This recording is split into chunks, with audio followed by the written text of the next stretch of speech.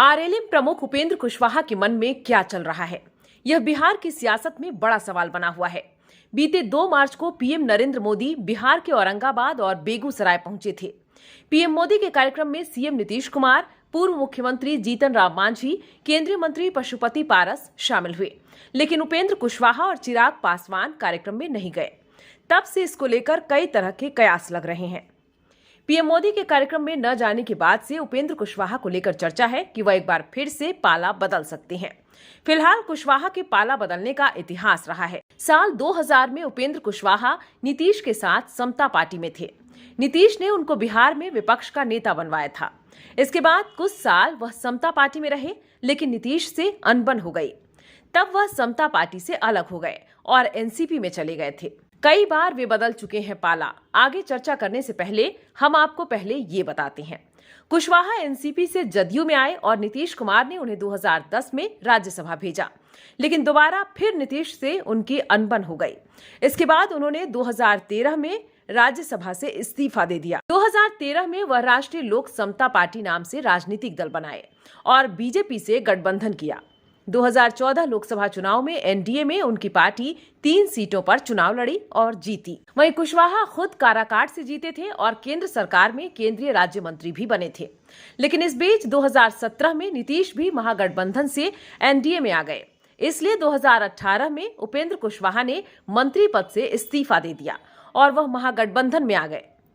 कहा जाता है कि नीतीश कुमार से उनको दिक्कत थी और लोकसभा के लिए उन्हें सिर्फ 1 सीट दिया जा रहा था। वहीं 2019 का लोकसभा चुनाव वह महागठबंधन में रहकर लड़े थे। इस बार उनकी पार्टी आरएलएसपी 5 सीटों पर चुनाव लड़ी थी, जिसमें से कुशवाहा खुद 2 सीटों पर चुनाव लड़े थे, लेकिन वह दोनों सीटों पर हार गए थे। साथ ही उनकी पार्टी 5 सीट हार गई थी। इसके बाद 2020 बिहार विधानसभा चुनाव में कुशवाहा तीसरा मोर्चा बनाकर बसपा एआईएमआईएम से गठबंधन किए और उनकी पार्टी गठबंधन में चुनाव लड़ी, लेकिन उनकी पार्टी आरएलएसपी का खाता भी नहीं खुला था। इसके बाद फिर उन्होंने अपनी पार्टी का जदयू में विलय कर दिया था। नीतीश से संबंध अच्छे हो गए थे। 2020 चुनाव में जदयू सिर्फ 43 सीट जीती थी। नीतीश अपने लवकुश समीकरण को मजबूत करना चाहते थे। कुशवाहा भी नया आशियाना तलाश रहे थे, इसलिए नीतीश ने कुशवाहा को साथ ले लिया। नीतीश ने कुशवाहा को जदयू संसदीय बोर्ड का अध्यक्ष और एमएलसी भी बनाया, लेकिन 16-17 महीने कुशवाहा जदयू में रहे और नीतीश से उनके संबंध फिर खराब हो गए थे। नीतीश ने उनको बिहार सरकार में मंत्री नहीं बनाया था, इसलिए कुशवाहा जदयू से अलग हो गए और एमएलसी पद से इस्तीफा दे दिया। इसके बाद उपेंद्र ने राष्ट्रीय लोक मोर्चा नाम से पार्टी बनाई और बीजेपी से गठबंधन किया था, लेकिन इस साल फिर नीतीश एनडीए में वापस आ गए हैं। अब सवाल उठ रहा है कि क्या कुशवाहा इसलिए एनडीए में असहज हैं और उनको लग रहा है कि कम सीटें मिलेंगी, इसलिए क्या पीएम के कार्यक्रम से दूरी बनाई, या ज्यादा सीटों के लिए प्रेशर पॉलिटिक्स कर रहे हैं। वहीं उपेंद्र कुशवाहा की पार्टी राष्ट्रीय लोक मोर्चा की प्रवक्ता नितिन भारती ने मीडिया से कहा कि बिहार एनडीए में सब कुछ ठीक है। कुशवाहा बिल्कुल नाराज नहीं है, हम लोग मजबूती से एनडीए में बने रहेंगे। कुशवाहा किसी संवैधानिक पद पर नहीं है, इसलिए वह पीएम मोदी के बेगूसराय वाले कार्यक्रम में नहीं गए थे। एनडीए में रखकर हम लोग लोकसभा चुनाव लड़ेंगे।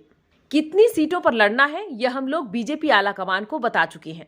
नीतीश के एनडीए में आने से उपेंद्र कुशवाहा असहज नहीं है। उपेंद्र कुशवाहा ने काफी महीने पहले कहा था कि अगर नीतीश एनडीए में आएंगे तो हम उनका स्वागत करेंगे। वहीं वरिष्ठ पत्रकार संतोष यादव का कहना है कि 2017 में जो स्थिति थी वह स्थिति अब फिर हो गई है।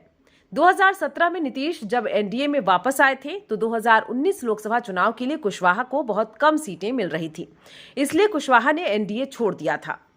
वहीं अब नीतीश फिर से एनडीए में वापस आ गए हैं तो कुशवाहा को 1 सीट से ज्यादा नहीं मिलेगा, क्योंकि बिहार में 40 सीट है और बिहार एनडीए में 6 दल हैं, जबकि कुशवाहा 3 सीटें अपनी पार्टी के लिए चाहते हैं। इसलिए हो सकता है कि कुशवाहा फिर महागठबंधन में चले जाएं। वैसे कुशवाहा अगर एनडीए में 1 सीट पर लड़ने के लिए तैयार हो जाते हैं तो वो एनडीए में रह सकते हैं। यह भी हो सकता है कि नीतीश कुशवाहा से कहें कि आप हमारे साथ आ जाइए और जदयू के सिंबल पर लड़िए। अगर बात नहीं बनी तो वह महागठबंधन में जा सकते हैं। फिलहाल कुशवाहा क्या फैसला लेंगे यह समय बताएगा, लेकिन बीजेपी कुशवाहा को साथ रखना चाहती है। सूत्रों के अनुसार 2014 की तरह 2024 लोकसभा चुनाव में कुशवाहा 3 सीटें चाहते हैं। बिहार में कुशवाहा समाज की आबादी करीब 4% है। उपेंद्र कुशवाहा इस समाज के बड़े नेता हैं, इसलिए बीजेपी उनको कैसे मैनेज करती है, यह देखना दिलचस्प होगा।